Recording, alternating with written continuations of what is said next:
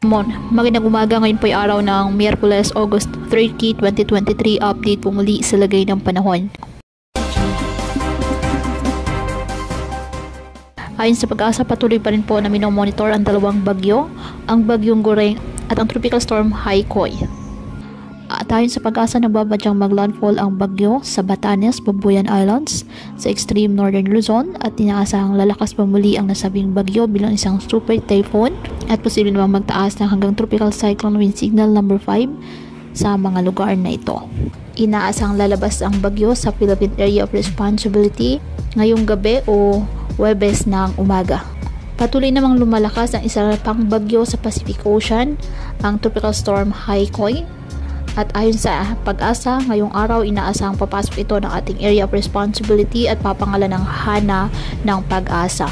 Samantala, may gale warning pa rin na nakataas ngayon sa Isabela, Batanes, Cagayan, kasama ng Babuyan Islands, Calayan, Ilocos Norte, Ilocos Sur, La Union, Pangasinan, Aurora, Bataan, Zambales, Palawan, Romblon, Marinduque, Occidental Mindoro, Oriental Mindoro, Cavite, Batangas, Metro Manila, Quezon, kasama ng Polillo Islands, Catanduanes, Camarines Norte, Camarines Sur, Albay, Sorsogon, Masbate, Burias Island, Antique, Aklan, Capiz, Iloilo, Guimaras, Negros Occidental, Negros Oriental, Bohol, Siquijor, Cebu, Leyte, Southern Leyte, Northern Samar, Samar, Eastern Samar, Surigao del Norte, Misamis Oriental, Camiguin, Agusan del Norte at Dinagat Islands.